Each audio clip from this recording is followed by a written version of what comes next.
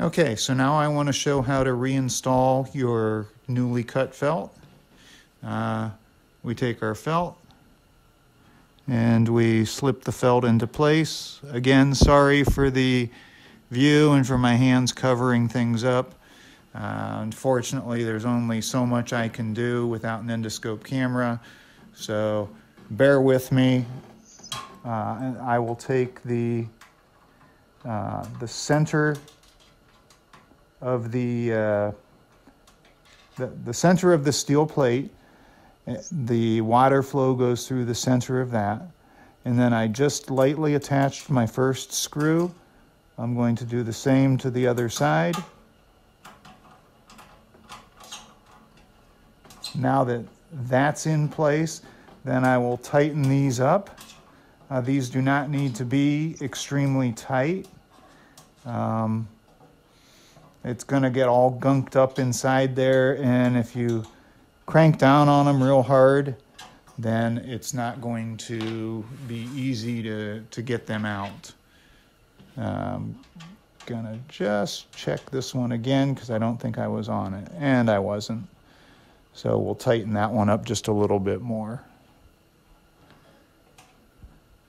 So that is all there is to replacing the felt on the CB8 cabbing machine. Pretty straightforward. One suggestion I would have for Highland Park is to make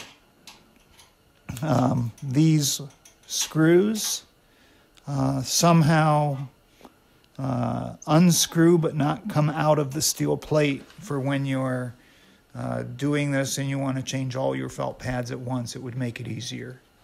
I'm not sure how much people will be able to see because it is a little difficult to get into here. However, we'll get in. We will loosen up the first screw and remove it. And then we will loosen up the second screw.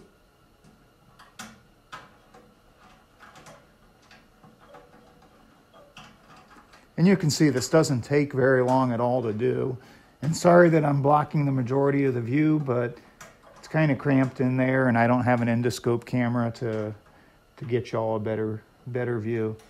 So now I have gotten the screws unscrewed, and you can see it's just a steel plate with several other holes drilled in it to allow different water flow configurations. So I'll remove the felt pad, and the felt pad has punches in it.